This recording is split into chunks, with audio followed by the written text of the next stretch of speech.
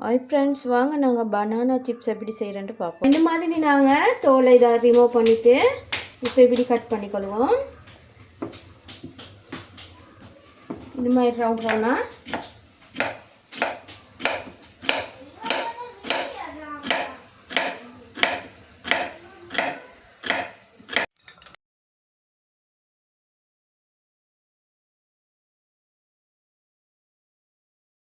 இது மாதிரி முறு வந்து எங்களோட சிப்ஸ் எல்லாம் நாங்கள் பொரிச்சு எடுத்துக்கொள்வோம்.